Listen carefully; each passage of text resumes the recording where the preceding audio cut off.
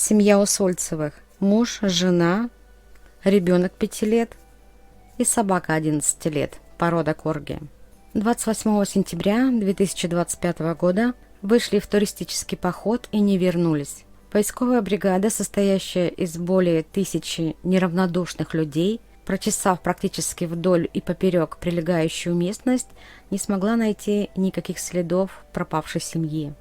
Поиски осложнились непогодой, поэтому было решено их приостановить до наступления оттепели весны, когда сойдет снежный покров. Как известно, Усольцевы вышли налегке. Погода в тот день была еще теплой. С собой они имели легкие рюкзаки. О том, что именно в этот день резко изменятся погодные условия, знала группа туристов, которая отменила свой поход. Входили ли Усольцевы в эту группу? Общались ли? Знали ли, что погода изменится? Очень много вопросов вызывает сам факт исчезновения при почти нулевой подготовке к такому походу туристов. В криминалистике есть такое понятие: при нулевых данных поиска преступника следователю необходимо стать самому этим преступником, то есть мыслить, думать, размышлять, как этот человек. В данном случае у нас не преступники, обычные люди, но вводных данных у нас также 0. Поэтому необходимо стать самим Усольцевым Сергеем и самой Усольцевой Ириной. Что они думали, каким выводом могли прийти? Личность человека по дате рождения. Усольцев Сергей по гороскопу Водолей. В его карте сразу бросается в глаза его мужественность. Это его главный козырь, это в нем видит и жена, и это даже видим мы, просто по фотографии. На снимке мужчина, этакий мужик, больше по внешнему виду напоминает мужчину хозяйственного, в какой-то степени привыкшего к физическому труду, нежели к интеллектуальному.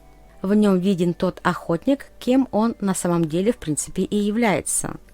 Простая неброская одежда, а ведь это фотосессия, за которую уплачены деньги. Он не из тех, кто имеет в шкафу 20 костюмов, но ко всему прочему он еще и является хозяином своего заводика. И когда-то занимал высокие посты. Костюмы носить приходилось, но это не его любимый вид одежды. То есть перед нами не человек хайпа и моды, а настоящий мужик. Есть показатели на хорошие отношения с властью, хотя в новостях проскальзывало, что именно с местной властью у него были нелады. Но в данном случае, я думаю, что это текущие рабочие моменты. Усольцев не революционер и даже не особо большой критик власти. Компромиссы он умеет находить. Один из его коллег охарактеризовал его как человека-начальника от слова «начинать». То есть, по словам коллеги, Сергей Усольцев умеет успешно начинать, но потом его сила как будто стихает. А здесь уже срабатывает его воля к свободе. Такие люди горят постоянно идеями, их манит новизна, необычность. Обязательно надо куда-то стремиться, что-то выполнять, с кем-то знакомиться. И вот по пути к своим стремлениям очень трудно остановиться и очень трудно закрепить результат. Усольцев человек воздуха, а остановка – это нет воздуха, нет движения, есть только застой, и ему просто нечем дышать. Отсюда его хобби – охота, тайга, леса, просторы. Такие люди никогда не смогут быть самодостаточными, то есть довольствоваться своими результатами, остепениться, вести такой оседлый образ жизни. То есть здесь неумение ценить себя как личность. Я могу себя оценивать только через призму других людей. Если со мной нет, кто бы меня поддержал, ну значит я, видимо, никто, у меня нет друзей, как это так? Мне нужна постоянная подпитка от окружения. Запереть такого человека одного в пространстве, он будет испытывать максимальный дискомфорт. Наедине с самим собой ему будет невыносимо скучно. Сергей Усольцев не дамский угодник, сейчас мы переходим к его мужскому началу, если вы понимаете. Будь мужиком по жизни и быть неким ловеласом – это две разные вещи. Если как руководитель, как хозяин, как охотник ему дано с этим в принципе неплохо справляться, то отношения с женщинами терпят фиаско. Об этом еще говорят несколько предыдущих браков. По его дате рождения Сергей критик в отношениях к женщинам. Он видит в них минусов больше и обязательно об этом упоминает. Помимо этого, есть показатель некой надрывности и показушности в его сексуальных отношениях. Стать на время мачо, вернее вести себя, как вел бы себя мужчина мачо, по его представлению. Это возможно, насмотревшись фильмов для взрослых.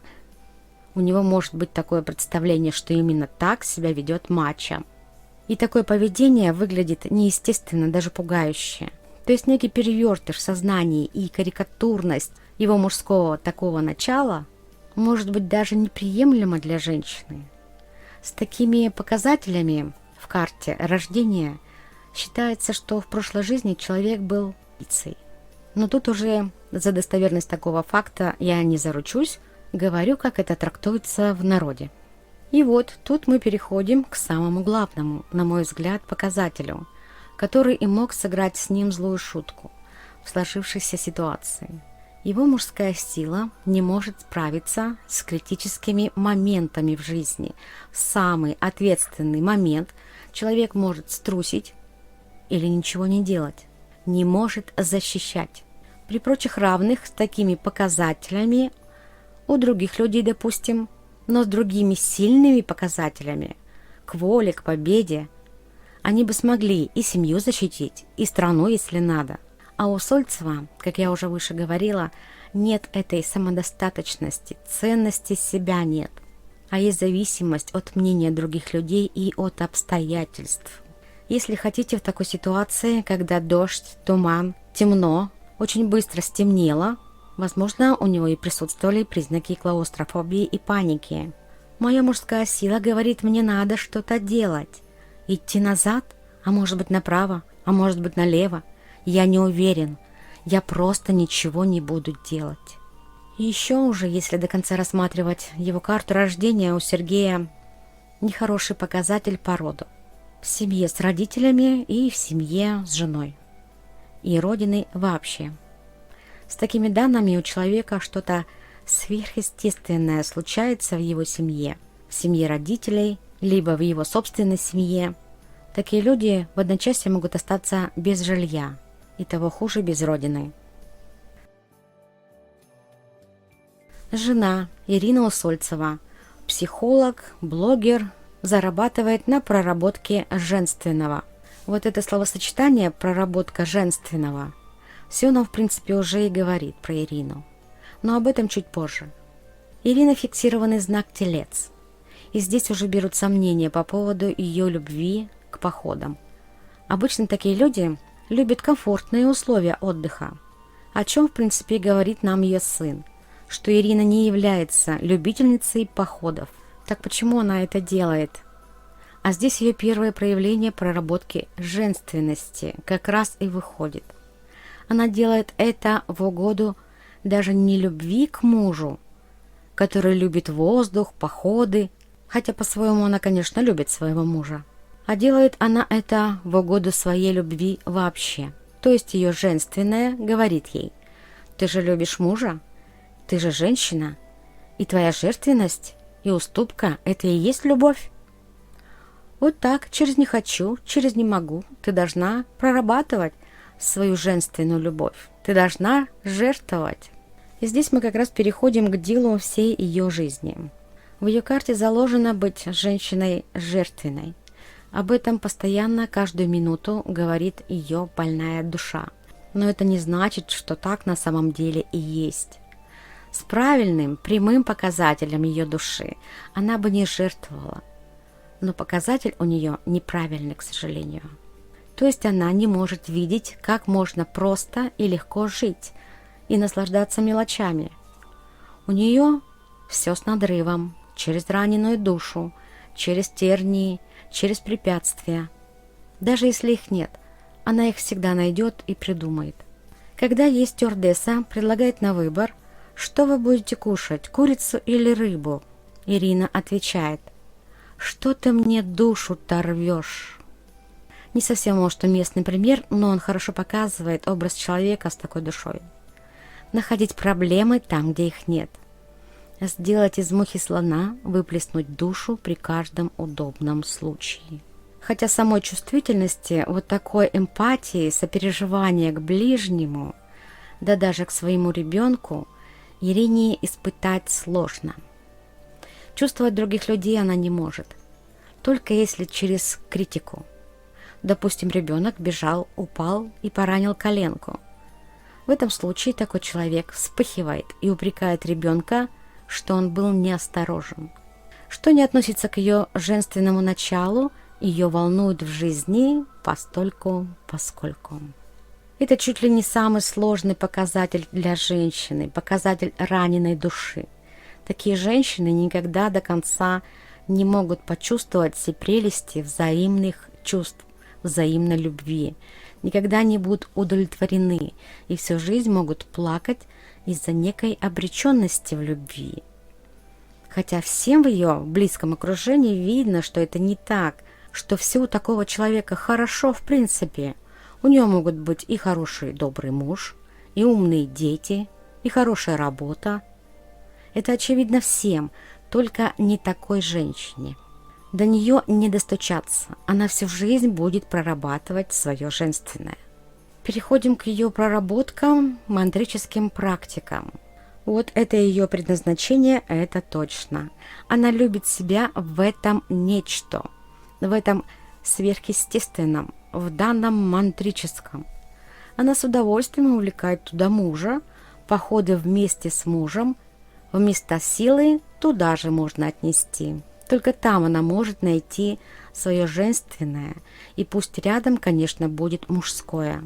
Многие в комментариях к ее постам говорят, что она вся небесная, мечтательная, и это правда. Она такая и есть. Она считает, что ее женскому необходимо что-то необычное, сверхъестественное, перевернутое, не такое, как у всех.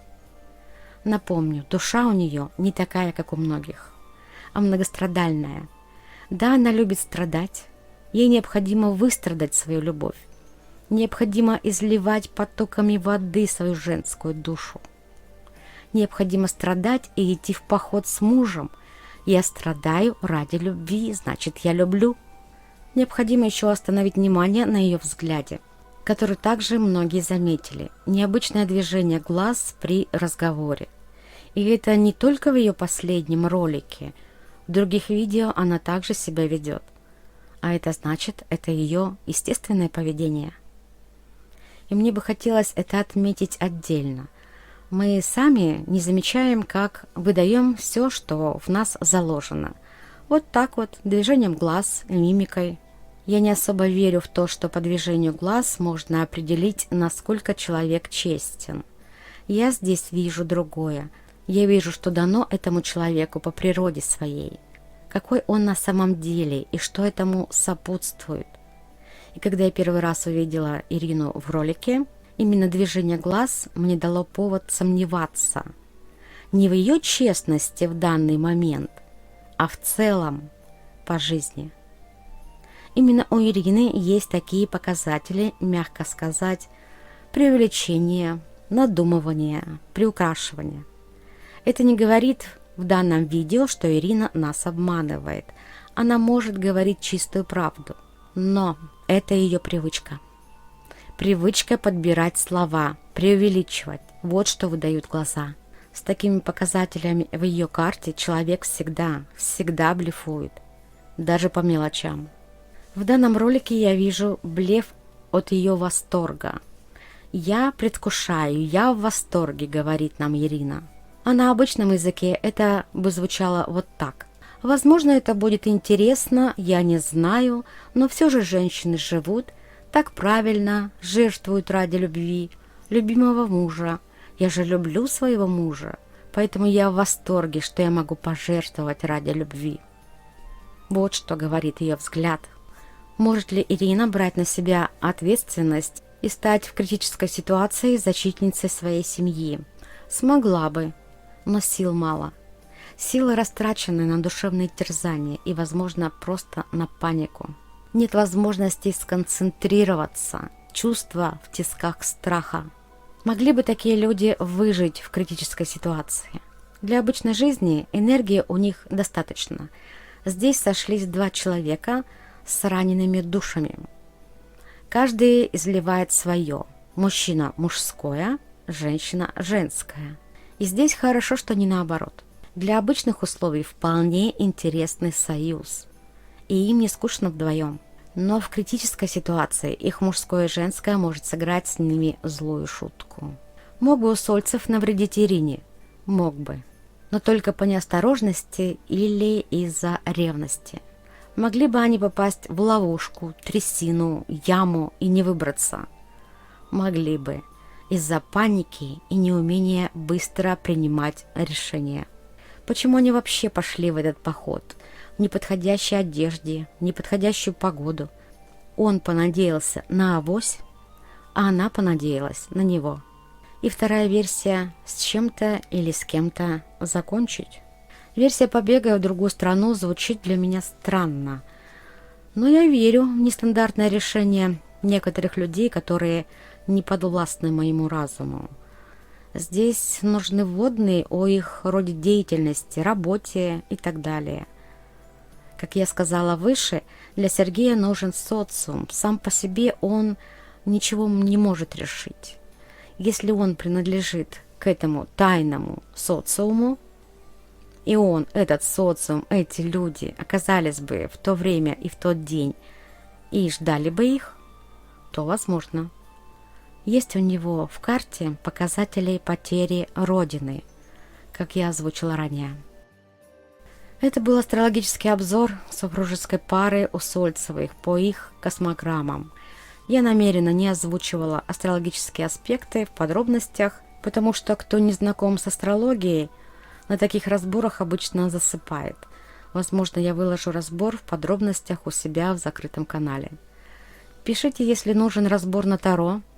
Например, такой разбор, как «Живы или нет Усольцевы».